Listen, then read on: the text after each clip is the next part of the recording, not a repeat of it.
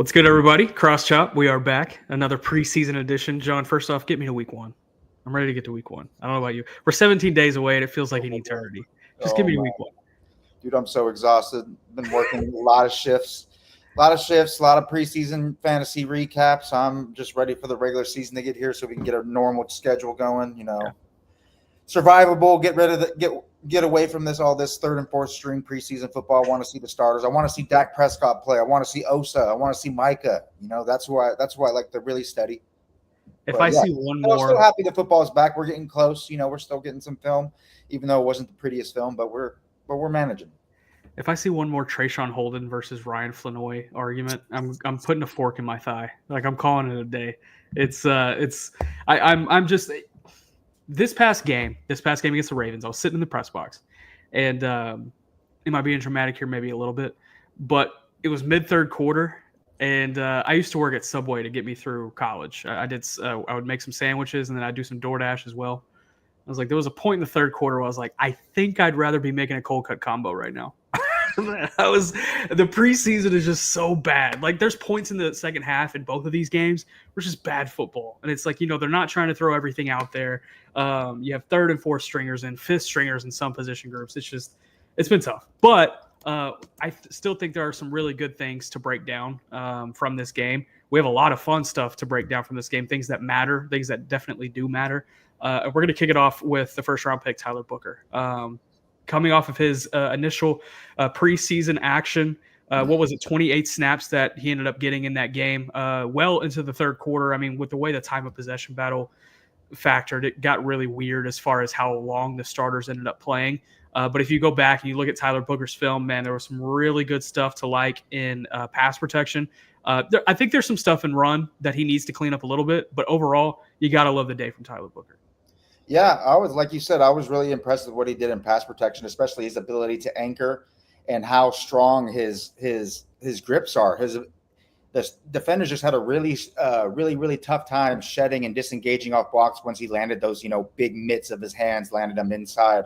Guys were just not having an ability to escape and create pressure with any means. There was one play where he shot his hand down the center of the defensive tackle when he got swiped away, and the guy would have got a pressure, but he tripped over, I think it was Identity that was to his right there, and he tripped on his way to go into the backfield. But that was really the only play in pass protection I thought that he had any negative marks on.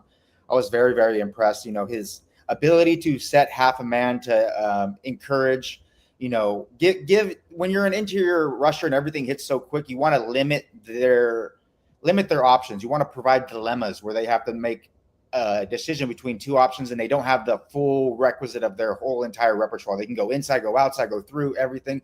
He was giving them these dilemmas where he could react and land his hands no matter what they were going to do. And that's just really patient, really good sets. His footwork was good. His hand technique was good. His timing was good in pass protection. Very impressive. Like you said, in the run, he wasn't as clean as you would like it to be, but you still saw some good things, especially when he was working in combination blocks with like Cooper Beebe and stuff. You saw them being able to create movement. You saw that power with those two guys, and I think that's something that when we get into the regular season, I think the Cowboys are going to be running a lot of duo, getting those double teams with Beebe and Booker, Tyler Smith and Tyler Guyton, those type of things. Be able to create that vertical displacement on the interior defensive line. I think that's something that could be a very successful strategy for the Cowboys, given the kind of the types of offensive linemen they have up front on their starting line. You guys are powerful to create movement. It honestly surprised me to see Cooper Beebe, but it made sense when you hear Schottenheimer explain it. It's like we want him to work in those combo situations in the interior with Tyler Booker, and for them to both get a feel for each other in a game type environment. I loved that decision. And in a preseason where I feel like Schottenheimer hasn't had to make very many decisions. The bulk of the decisions have had to come in playtime or, how many reps certain guys get, this, that, and the third. And, while it's not perfect, I think from an offensive line perspective and getting a rookie ready perspective, it certainly worked in Tyler Booker's case. John, why don't we kick off this film watch right off the top here? And I'm going to kind of let you go sicko. I'll definitely pitch in with some things that I like to see as well. This is a courtesy of Marcus Mosier. We will roll every single snap that Tyler Booker had in his first preseason action. We got it. We look good. You got Milton up. Let's see here. Hold on a second. Share this tab instead. There That's we the go. button. I'm telling you, That's the preseason for everybody. We're figuring it out, man. That may have been the issue before, Caden, when we were talking pre-show. We'll try it a little bit later on what we were talking about. So here we go. Right guard, 52, Tyler Booker. Take us away, John. Yeah, we'll see how they go. Here's the little bit of a double team, and you see there that he is just a little bit sloppy with his hands, a little bit sloppy with his feet. He overcorrects to the double team. You see how he kind of overcorrects inside, and they kind of they overlap to each other rather than the shoulder to shoulder, and that's the reason why the guy was able to escape off the block. Just running back that first snap here. Yeah, boom, and he was able to shed and make the play. And that was really one of the only negative plays that Booker really had the entire day, whether it was run or pass. This is a good play. You see him get out, get it to the reach. He's a backside reach defender. He was able to overcome a player that had more leverage. So it's good that he had that much quickness to get out of his stance and to be able to do that. But ultimately, it's not really a consequential block given what was happening on the play. And this is a play that I think is a really good teaching moment for everybody because I think off initial viewing, people thought this was Booker's fault. But this is Joe Milton's fault right here. We're going to run this play here a couple of times and let it fly. This was the safety from the first quarter. Oh, 100% it's Milton's fault. Now, is there maybe something that Booker could have done to make it easier? Maybe throw a hand on that defensive back coming in? Maybe. I don't think so because the whole thing is you'll see if you go all the way to the beginning, I believe TJ Bass is the one here doing the mic point, and he points to the mic to the you guys are confused. There we go. There you go. He's pointing to the mic to the guy that's in a 30 technique that's in between the Nate Thomas and TJ Bass with the linebacker position. He points to him as to be the mic. So that means that's who they're sliding to. And that means that Booker, if he comes, the linebacker to the other side of him, is his responsibility. He has no idea that the cornerback is going to blitz from that side. There's no way he can call that out unless the quarterback specifically makes a cat call and says that expect the sixth rusher to come from the cornerback position. But that is not – the mic point would have been to a different linebacker if that was the case. Yeah. So this is not on Booker at all. He's not – how is he going to – you cannot have offensive linemen – counting on having to count cornerback blitzes because that is just so much out of their purview that they can't account for those players. So that's why you need typically when you see cornerbacks blitz, that's why they're picked up by the running back or they're picked up by the quarterback hitting hot routes or something or scrambling to make a play using their feet, those type of things. You'll rarely ever see a lineman pick up a corner blitz. Yeah, and I saw somebody on Twitter say that this was Miles Sanders' fault somehow. I'm not even going to address that. We're going to move on to the next snap here. This is the next offensive series. First off, kind of like this formation. I think there's there's potential to be had with this formation. I'm just going to start there. You got Lipke lining up, tight end on the right side, Schoonmaker on the left, and just kind of this offset position with Miles Sanders in the backfield. There's potential here, but let's move forward. Pass protection. That was really nice that you see him. He's a very patient set, and he stays inside out. You see how he doesn't go full man on him. He stays inside out. So he is inviting the guy to go to the outside or to go through him. He's not giving him an inside pathway. So like I said, he's creating a dilemma. You have to go outside or you have to go through me, but I'm ready to defend both of those situations. Where offensive linemen get into issues is when they give him a three-way go. You can go inside, you can go outside, you can go through me, but Booker did an extremely good job doing a patient pass set here. You see how he kind of just foot fires in place. He's not, yeah. Because when you have a three technique that's tight like that, you don't need to take any lateral steps. You can just kind of sit in place and wait for him to come to you, build your house, anchor, and that's exactly what he did there. I love his wide feet there, and it's perfect width. It gives him that base, and he just anchors in, and we're going to see that multiple times. And you see the good hand positioning. The left hand's high up into the shoulders. The right hand's coming underneath. Just the perfect little hand positioning for pass protection. All right, here's this next play. Just a little play action. Does a good job. Yeah. Not much to talk about there.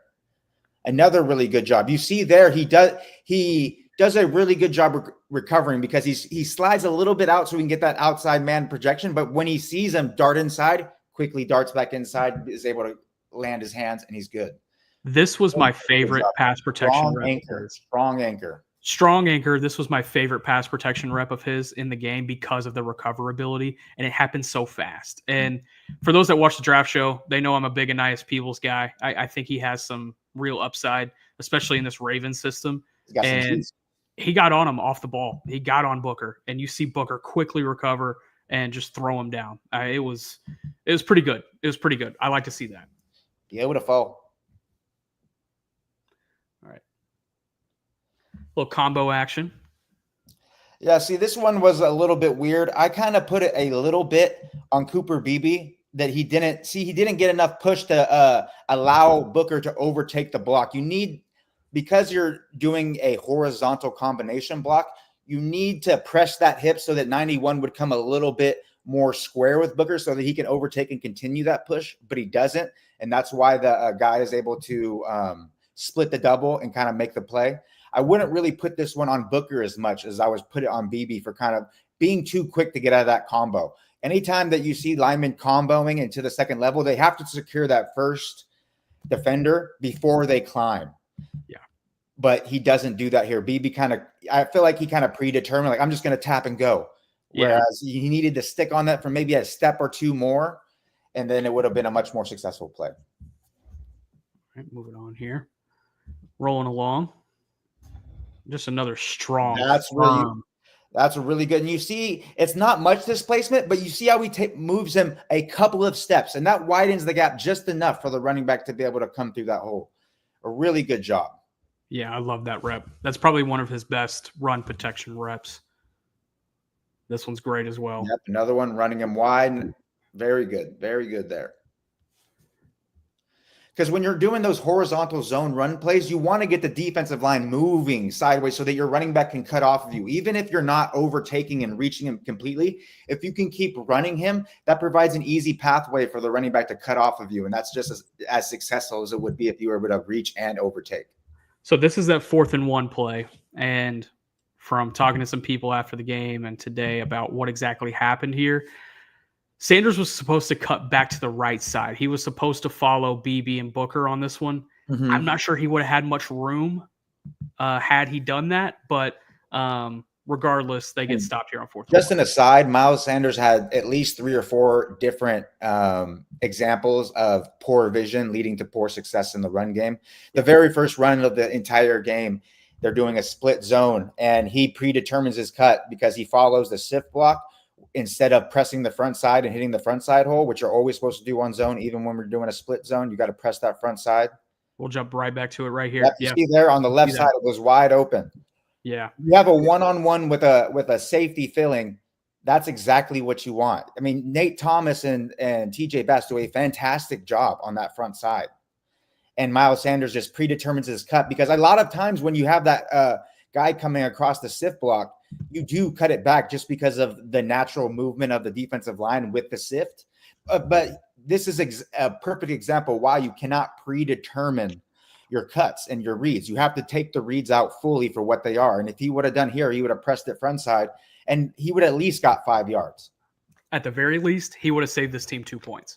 Mm-hmm. And kept an offensive drive going, and so pivotal an opening drive. And we've seen how, not starting well has affected Joe Milton through these first 2 games. All right, let's jump right back into where we were. Here's Booker just being patient. Look at that. I mean, goodness. Yeah. Granted, you could tell that guy's stronger. I was going to say, 62 did him a lot of favors rushing like an old man, but still good stuff. It's a good rep. That's how I look, like pushing sleds. Yeah, exactly. Boom, there you go. That was much better by BB. You see how he was able to create that movement? You see how he was able to create a little bit of movement so that Booker could overtake and create that displacement? And this is still a good block by Booker, because even though his guy technically gets in on the tackle, he's pushing him multiple yards downfield, and this is a successful run. This is a 4 or 5 yard gain, and that's exactly what you want. You keep getting those, you're creating first downs every 2 runs. And this was Bass here on Bass, sorry. On the combo. I get my white guys mixed up. They all look alike, Nick. All white guys look alike. All the Cooper Beebe, Brock Hoffmans, and TJ Basses of the world. Yep. Oh, my God. Milton got destroyed on that one. Jeez. Booker looks like he's trying to catch a pass there. Yeah. Keep it rolling. Good patience. There we go. I like the decisiveness there, too. He realized we're not going to talk about the play. There you go. Another one where he gets, again, the result here of a play isn't good, but if we're looking just at Booker, he's creating 2-3 yards of vertical displacement. Look at the line of scrimmage gets moved 2 yards downfield, and that is a successful formula if you're able to recreate that over and over and over again. It's going to lead to good things eventually, even if it doesn't here. Yeah, that's really great stuff. It kind of makes you wonder how successful Rico Dowdle would have been running behind Tyler Booker, just because he was so good at finding those little nooks and crannies in the interior, and he loved going to the right side as well. But, that's neither. I miss Rico. I do miss Rico. I think Rico would have been valuable on this team, regardless of, who they drafted. Honestly, I think he'd be the best running back on the team right now if he was still on the team. I think he's better than Williams. I think he's better than Sanders, and Jiden Blue and Phil Moff are still rookies. I think he's better than them as of right now. So missing him, I think, is pretty sucks. It sucks. All right, Peebles probably got him here. You want to talk through this one? Yeah, these ones are always tough because they're play action. You're just trying to get a hat on them, really, and just allow your quarterback enough time to get outside. Was it perfect? No. Did it get the job done for what was needed on the play? Yeah. Milton wasn't hurried at all by the pressure or anything, but you would like to see him overtake and cover him up a little bit. You see how he's kind of stuck on the left side shoulder because he's pulling out to the right. You would like to see him get on the outside shoulder of that defensive tackle a little bit more. So that even if he gets upfield penetration, it's to the inside and away from when the quarterback is moving. But ultimately, it doesn't really matter on this play. The only reason I kind of throw a red flag on this one off initial watch was this frame right here. There. Yeah, leaning. Yeah, just it could get flagged. And I think that's all because he's targeting on the inside shoulder when he should be on the outside. If he was more on the outside, he wouldn't have had to lean, and it would have been in a better position. Makes sense. Climb into the second. There we go. Very good climb. And you see when he climbs, he clubs and he starts scooting his butt as kind of a mirror to the hole where the running back should go. That's really good stuff. Really, really good stuff. A few more clips here. Rolling into the third quarter now. One thing that I noticed here, that Booker hasn't really found the ability to generate the power that we all know that he has when he's on the move. You don't see him really creating those big impactful blocks when he's been a puller, at least the clips that I've seen from training camp and from this and from preseason game 2. I didn't see him really creating that impressive movement when he's blocking on the run, whether that be climbing to the second level or when he's pulling. I'm not seeing that really impactful power at the point of attack that we were all promised and that we all know he has when everything's correct. See, that was a very good job with the skip pull. He attacks the outside shoulder. A skip pull is different because you want to, instead of kicking them out, it's kind of a reach block on a pull so that you can get him to the outside, and he did a really good job on that one. Poor Deuce, man. He's just so small. Very good lateral movement. As much as we heard pre-draft about how he has deficient quickness or deficient athleticism for an NFL caliber offensive lineman, he's moving very well laterally in these plays. Now, all right, is this a stumble? Is this a trip? Is that what we're officially calling this? Yeah, that's the one I was calling. He tripped over 75. He would have gotten beat there if 75 was a little bit wider. Yes. All right, there we go. Man, that was good stuff. That was great stuff. Overall, Tyler Booker, 1 to 10. How would you grade? I give him a solid 8. I give him a solid 8 for his first NFL game action. Like I said, I thought he was mostly very clean in pass protection. I thought he did a really good job there.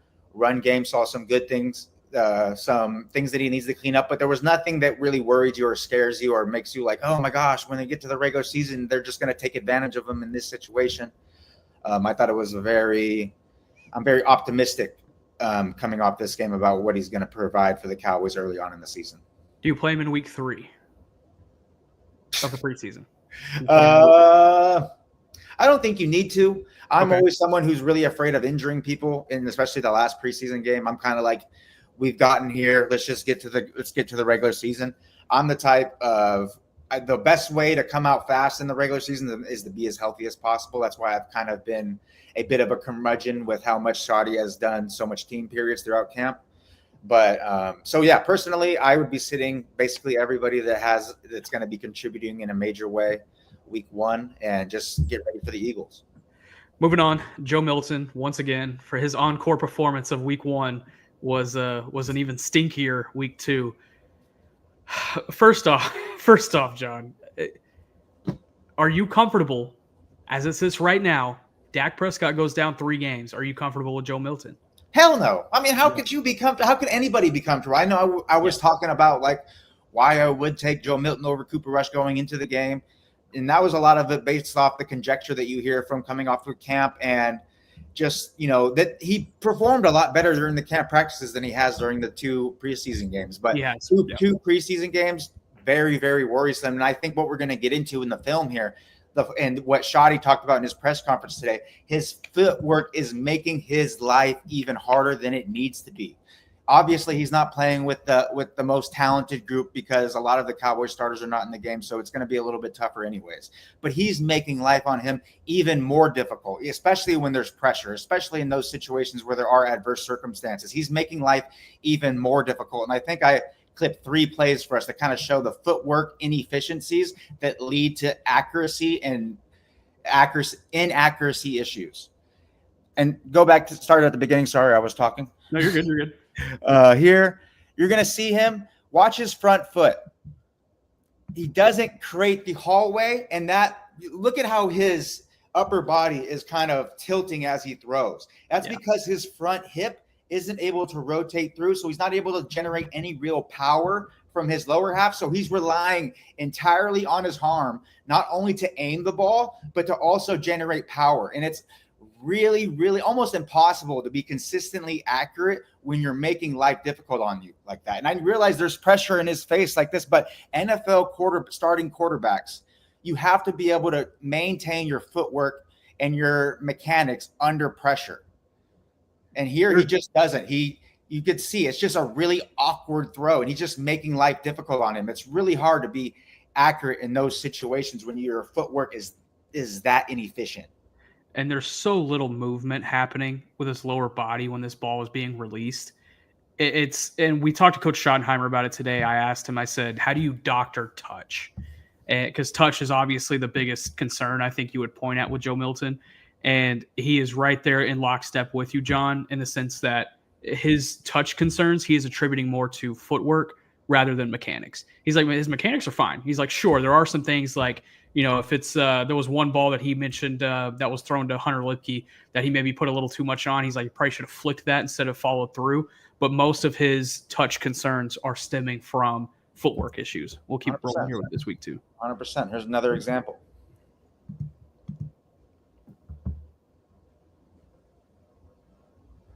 And you see here another example that he steps on his midline. He doesn't create the hallway so that his front hip can rotate so that he can generate power with his lower body. So he's relying entirely on the whip action from his arm to throw the ball deep. And when you're throwing the ball deep with just arm strength and you're aiming it that way, like I said before, it's going to be incredibly difficult to be consistently accurate. And as you see, the ball sails right into the defender's hands for an interception. And all of that is rooted in his poor footwork. If he had better footwork where he steps wider with that front foot, sets the hallway and allows that front hip to rotate through, it's going to be much easier for him to generate the power necessary to get down there. So then his arm can just be used to aim the ball, get the ball the right trajectory to where it's supposed to be.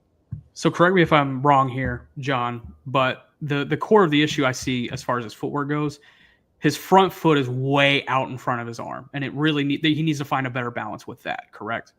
That, and he's not stepping wide enough. He wants that front foot to step a little bit wider of the target to create the hallway. They call it like an 18-inch window for where you're throwing the ball, and it allows your front hip to rotate. Notice how his front hip locks a little bit, and that causes his left shoulder to dip as he's following through.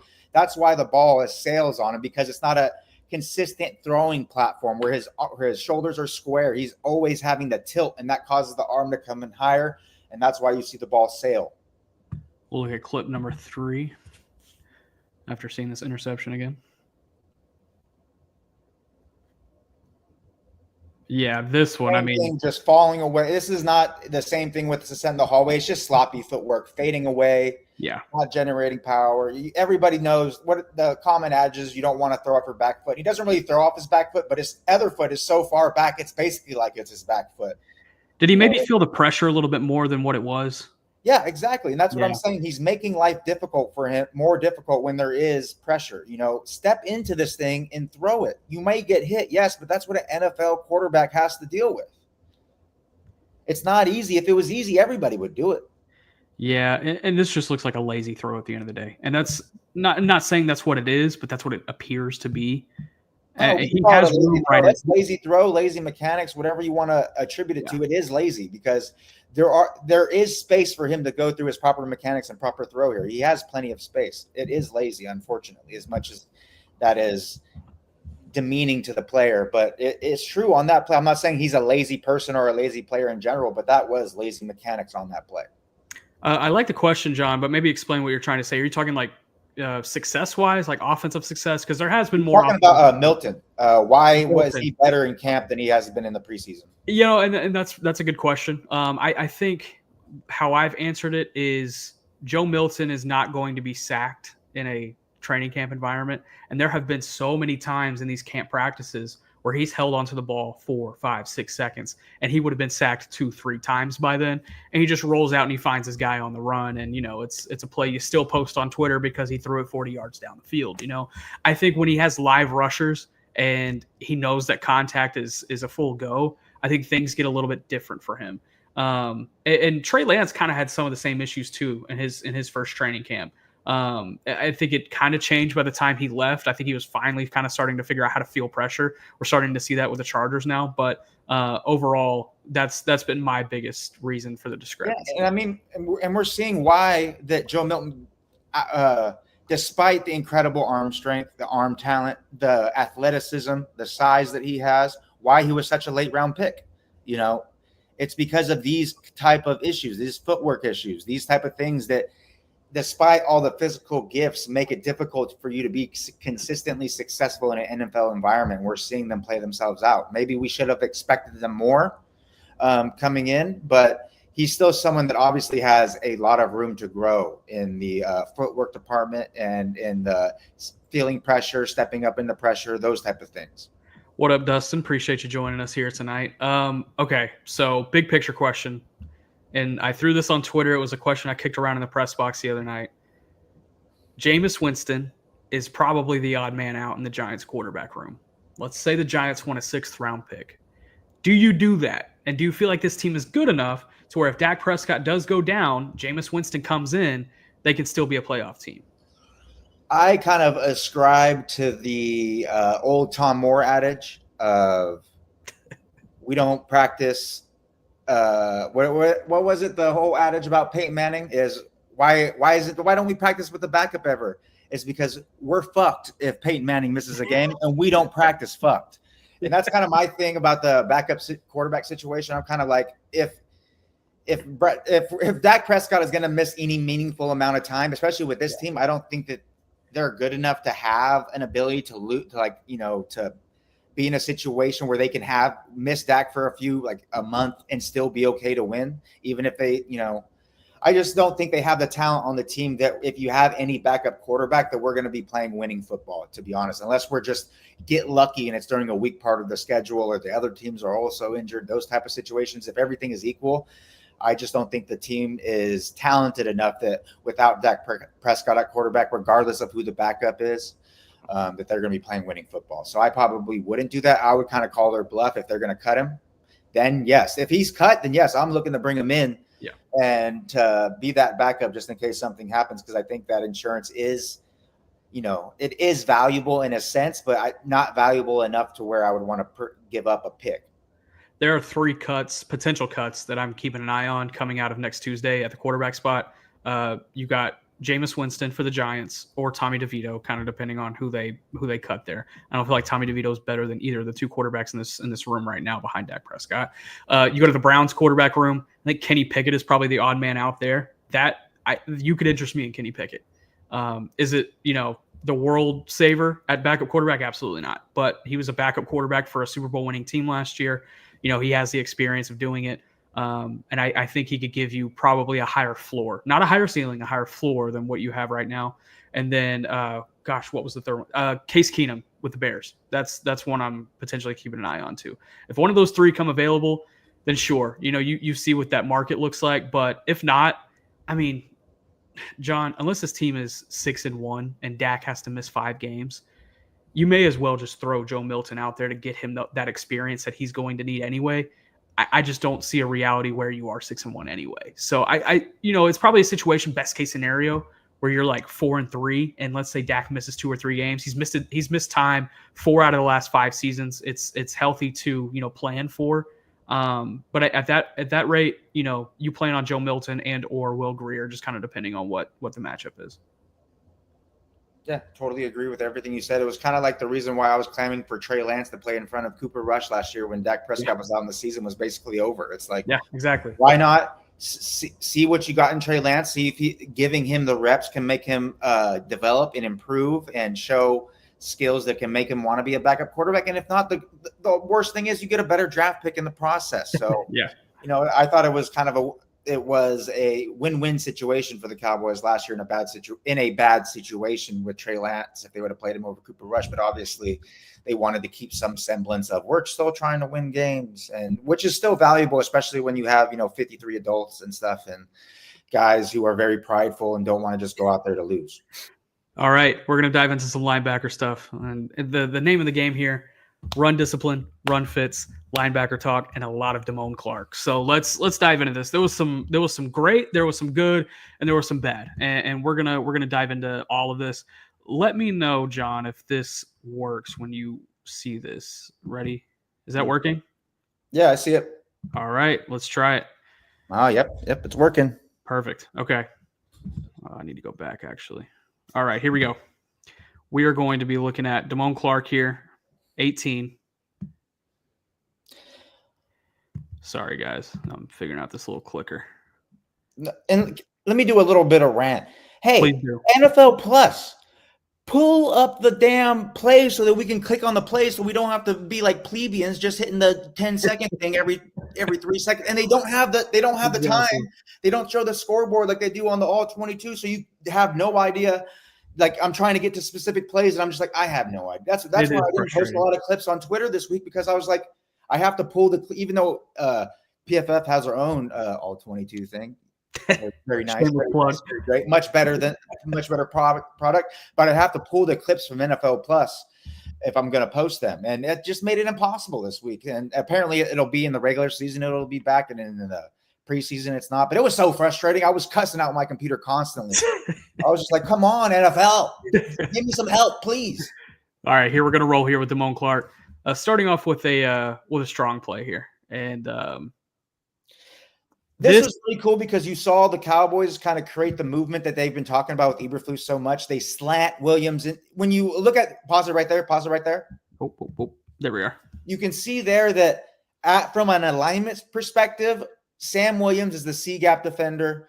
Damone Clark is the B gap defender. And I think, is that Perion Winfrey? I forget who was there, but he's the A gap defender. Yep. But because they do post snap movement, Sam Williams slides to become the B gap defender, and Clark fit off of him to become the C gap defender very well. And you see what that kind of messes up with the Baltimore Ravens blocking scheme, and that gives Damone Clark the free run to make the play.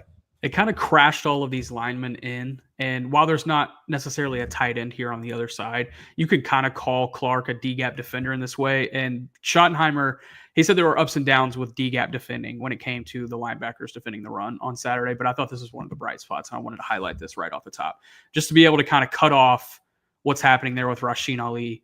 And you see Winfrey right there helping to make the tackle. That was Winfrey. That was the first clip that I wanted to show. We'll dive into the second one. Oh, and all of these are that clip reset. We'll go into the second one right here. Are we seeing this this tab? Nope, it went away. Yeah, not seeing. Okay, I know what I did wrong. See, preseason. That's why we're here, baby. That's why we do this shit. All right.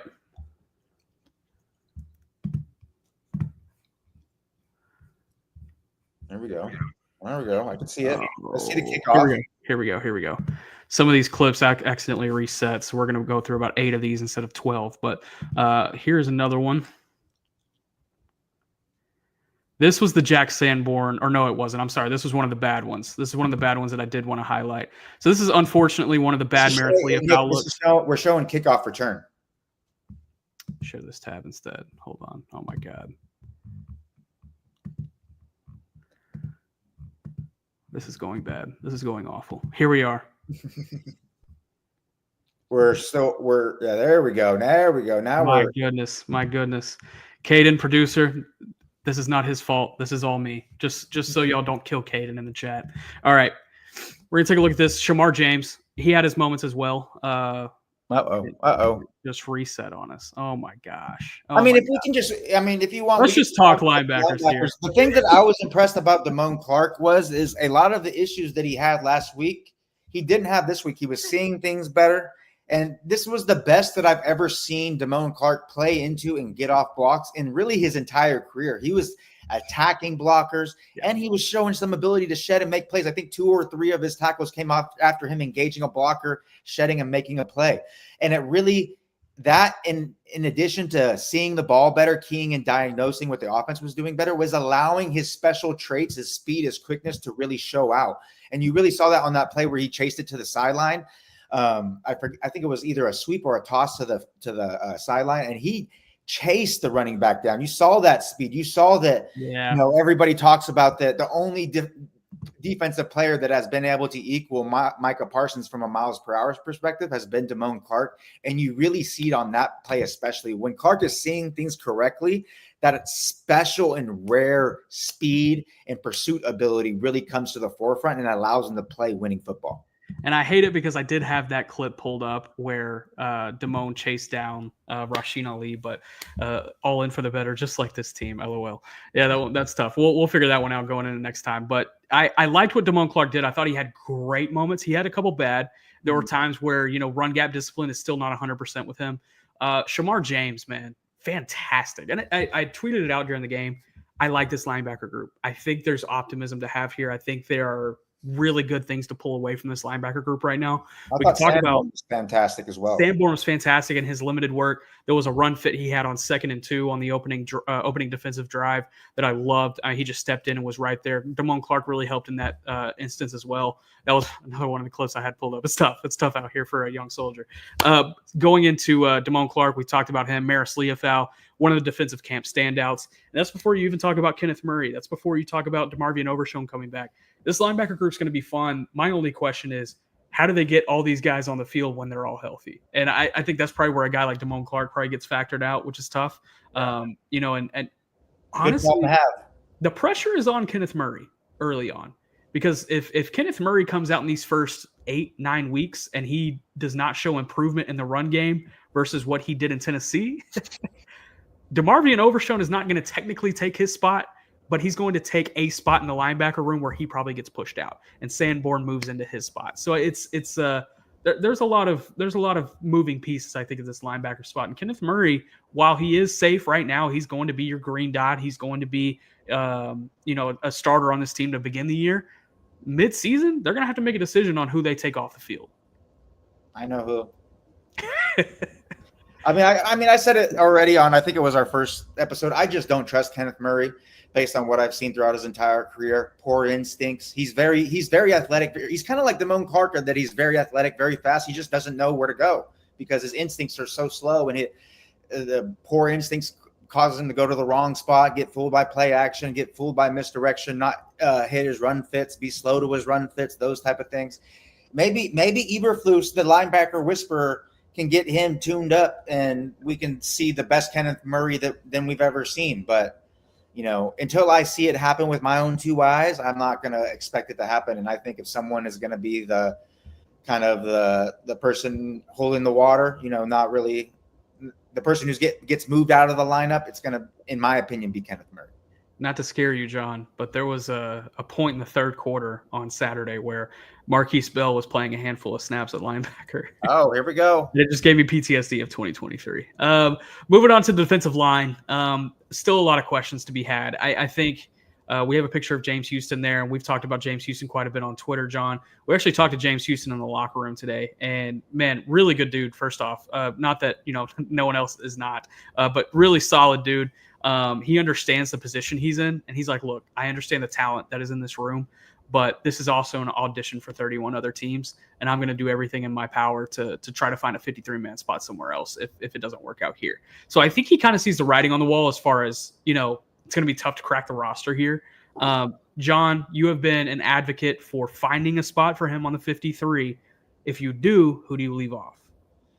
I mean, I haven't really gotten into the machinations of the 53-man roster to know who to leave off, who what. But I know you can find someone. I can guarantee you I can find a couple. I can find multiple. I can find a lot. That's a good one. if you give me some time to look through the 53, I'll find you 5 or 6, 7 guys that shouldn't make the roster over James Houston. That ability to rush the passer does not come along often. I will say this again. Every year he's been in the NFL, he's had an above a 10% pass rush win rate. Last year, the Cowboys had two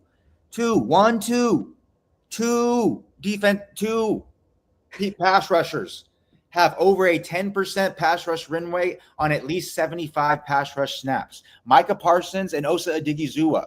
So you're telling me that you're just going to let a guy who has had that kind of win rate just walk away when you have no other guarantees that people are going to have that? I know you have Ezra Rocco. I know you brought in Dante Fowler. I know you have Sam Williams, who was so disappointing, his performance against the Ravens, in my opinion. I agree. So disappointing.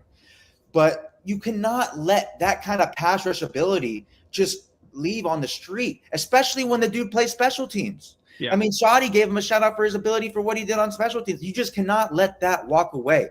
That kind of pass rush talent is so important, especially when injuries are going to pop up to that position. Sam Williams isn't a guy that's always healthy. Dante Fowler has gotten nicked up. Ezra Rocco's a rookie. He's a little bit smaller. He could pick up something. These are like, you have to find a way to get this guy on the roster. I'm with you. And he's showing up against the run too. He's playing consistently. He's playing well against the run. I know he's not playing against like top tier talent in the preseason in those situations, and it's probably not going to be as successful in a regular season situation he is now. But he's competent there, and he's competent enough that his pass rush ability should allow him to make this team. Put somebody else on the waivers. You cannot cut this guy. I'm going to be so frustrated if you cut someone with this kind of pass rush talent. I think the decision you would have to make is him or Peyton Turner. Yeah, Houston. I know that Peyton Turner, they want to say they can play him inside. The snaps when he plays inside are not good. And when we see Marshawn Kneeland, I think he offers enough support in the run game to where, yeah, you're going to need a rotation guy to help in the run game too. Don't get me wrong. And that's probably where Peyton Turner would have factored in. But I think Solomon Thomas is athletic enough to where if you need to throw him on the end on a rundown, you can do that. And he's shown that at camp too. They've had sets where Solomon Thomas is lined up almost like as a 7, and he's been able to work it out as far as run game stuff goes. So, if that's a decision you have to make, I'm with you, John. I'd take James Houston over Peyton Turner. Turner's got the injury history anyway. It's just it's tough, and that's overall though. A quick sidebar when it comes to these bottom of the roster type of decisions, and I want to shift this to receiver really quick. I hear you guys when it comes to Trayshawn Holden. I hear you. There's not a spot for him on this roster, though. That's the reality of it. He's not a special teams player. That is what's going to be super tough for him. He's going to have to practice squad it for at least 1 year, figure out how to play special teams. Great receiver. And if it was just receiving ability alone, I am with you. He's probably a top 5, top 6 receiver on this team. But unfortunately, when you start talking about wide receiver 5, wide receiver 6, you have to have the special teams value. And he is not even touching the surface of what Jalen Brooks and or Ryan Flanoy bring to that category, which while we're here, right before we hopped on the show, Jonathan Mingo is going to be out roughly 4 weeks. That's the timeline I was given. 4 to 6 weeks is some of the other reported timelines. I think he starts the season on IR. So that gives you 1 extra receiver spot. I still don't think that's Trayshawn Holden. I think that's probably Ryan Flanoy. And, that's just the reality of special teams in the NFL when it comes to those bottom of the roster receivers. Yeah, I totally agree with what you're saying. Sorry, TJ. The inability to play special teams is a really if you're a down on the roster guy, you have to find a way to make an impact on special teams if you want to make a roster, especially for a team like the Cowboys that really, really, really value special teams contributors. I mean, we've seen that with CJ Goodwin making the roster despite never doing anything else for 6 years. So you got to play special teams, my man. And if you're not, you're going to be on the practice squad, which I don't think is the worst thing for him. I think he's someone you can get onto the practice squad. He wasn't drafted. I think he's one of those guys that will slide onto the practice squad. And when we're coming into camp next year, he'll be someone we're talking into that can he step up and become someone who's rosterable. Yeah, I agree with you. So we're going to go through a mailbag here. Really excited to be able to interact with you guys on Twitter. And if you don't follow me on Twitter, feel free to give me a follow, give John a follow. We'll throw some questions around. The one we have today, what is one question you had going into Cowboys training camp that you feel is still unanswered going into the final preseason game? I think there's a lot of them. We'll start with our guy, Nix. Slot cornerback. Don't think has been definitively answered. The casual answer, if we can throw Bland there. Love the work Zion Childress has done. I don't think he is quite ready to start yet. So I will mention Brian Schottenheimer today in his presser. He did throw out the possibility of Deron Bland starting in the slot. And I think that's the first time it's really been mentioned by anybody, that has roster decisions. It's always been something we've talked about. Like, hey, I don't have roster decisions, Nick? You're trying to say I don't have roster decisions? I got all the roster. No, I'm just kidding. Yeah. Sorry to break it to everybody. No one has roster decisions around these parts. Slot corner, though. What would you do today, John? I mean, I think, honestly, factoring in that you're playing Philadelphia. I think I have the same answer that I had week one, and I put DeBron Bland in the slot, and the two outside guys would be Kyer Elam and Troy Pride. I think Pride's someone that performed very well against the Baltimore Ravens. It's not a good answer. I'm not saying that's a great answer, but I think that is the best amalgamation of a cornerback trio that you can have on the team right now. I think Zion Childress, I love what he's doing. But like you said, he's an undrafted rookie. Throwing him into the fire like that is a bit tough. I love what he's been sticking his nose in. I like the coverage that he's been able to provide. But I just don't think he is to the point yet where he can really be an impactful player. And I think that teams will look to pick on him in those situations if he is the slot player. And especially with all these teams we're seeing where they put a lot of really good receivers in the slot. I mean, trusting Zion Childress to cover someone like A.J. Brown in the slot, that is a recipe for disaster in my opinion. Appreciate the love, Leighton.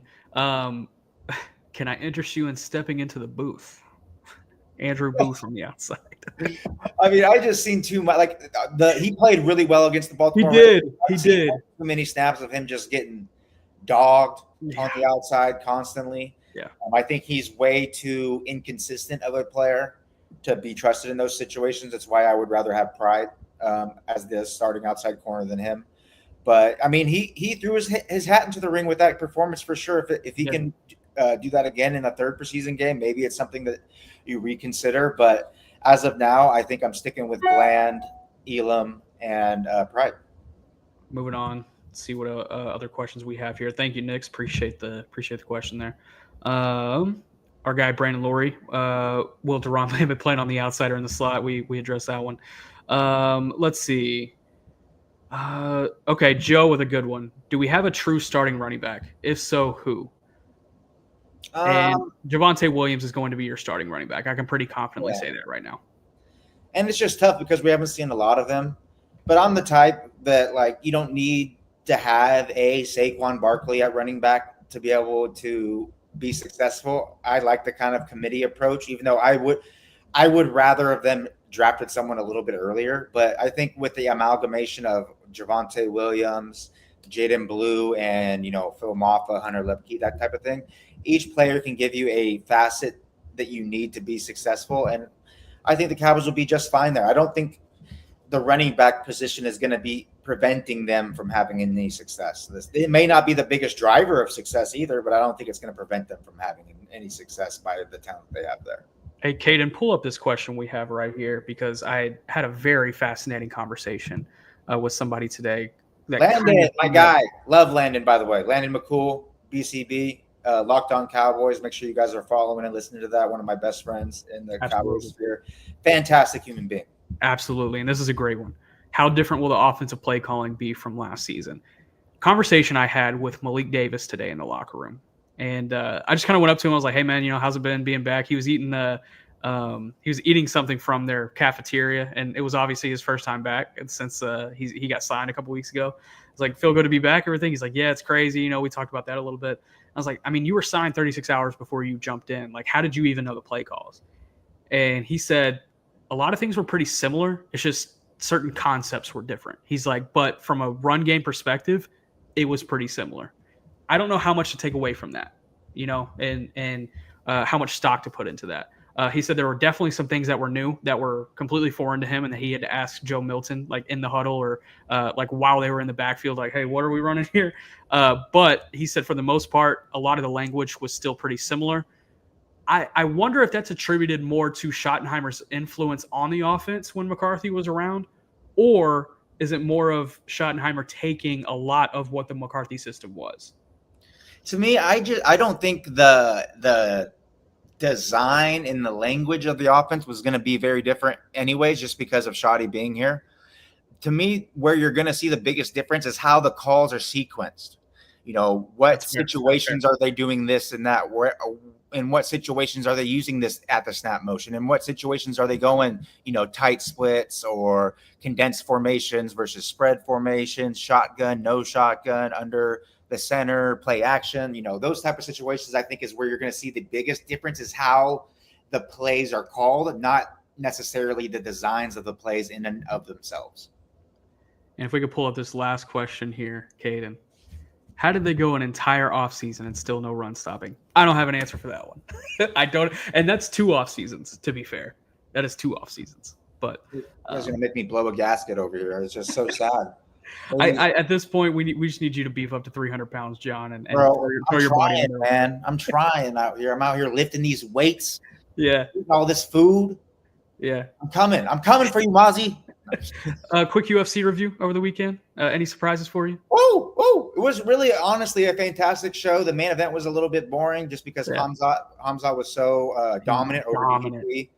But I mean, the 2 spinning back elbow knockouts, you're just tough to beat. Lerone Murphy doing that. Landing it as Aaron Pico was shifting to the outside, perfect timing with that spinning back elbow.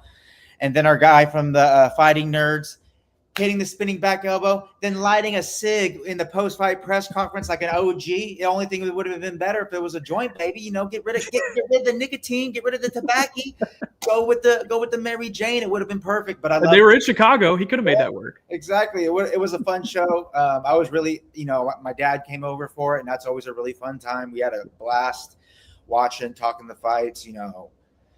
Puffing, passing, doing all that fun stuff. I had a really enjoyed it. It was a good time. That's good. What were your thoughts? I didn't get to see it. I was unfortunately writing a story about how the quarterback 2 situation in Dallas is going to shit really fast. Hey, who cares about work when we're getting these fights in, bro? These people are throwing hammers. I did see the 2 spinning elbows or the back elbows. Those were crazy. Those were nuts to see. But otherwise, I really only check in for like the big cards. I used to be such a more active watcher, but it's tough when your weekends are taken by the sport sometimes. Like I've tried to integrate Premier League into like my watching, and it's working so far. Don't get me wrong, but there's going to be a point in the season where it tails off really fast. Yeah, that's like me with wrestling, with freestyle wrestling. We're doing the under 20 World Championships right now, and they're across the pond in Europe. And they were all happening at like 2 or 3 a.m. I tried to wake up one night to watch them, and I was like, nope, going back to bed. I'll watch them when I get up. But my man PJ Duke, world champion. He's also an 18-year-old on our senior world champion team. So he's going to be going to the senior world championships in a month. First 18-year-old to do this since like 60, 70 years ago. And he's not the only one. We got another one, Jax Forrest, who's also 18-year-old. Going to be competing there, but Justin Rodemaker from Oregon State, also world champion, beating the Russians, beating the Georgians today. Fantastic to watch. I was so happy, so juiced this morning to see Team USA take those 2 golds. Hopefully we'll get a couple more tomorrow. My guy Marcus Blaze is going to be going onto the mat, one of my favorite young wrestlers. He's going to be a future world champion. So excited about that. Tons of fun stuff in the combat sports world. You know why I value your opinion on pass rushers more than just about anybody else in my life? It's just because you understand combat sports, you understand combat, and that is the position that I think translates the most. 100% agree. I mean, I attribute it so much for my love of trench play as combat sports as well, because so many of them, so many of the skills transfer over between them. It's really cool to watch. T-Jack with the we're scaring the host, John. That's our sign to get out of here. John, I appreciate you, man. Another great episode here. We'll be back at some point this week. Most likely we're going to shoot for Wednesday or Thursday, but probably Thursday. Wednesday is the night practice. So we got night practice tomorrow on Tuesday, night practice Wednesday. Thursday, we'll be back to recap it and get you ready for the final preseason game, the Ben DiNucci revenge game. We're going to talk about it on Thursday night going into Friday. One final preseason game, and we can put that upside down too on the hat. It doesn't matter. But for my guy John Oating, a beautiful producer, Caden Gates in the back, I'm Nick Harris. We'll see you next time on Cross Chat. Be blessed.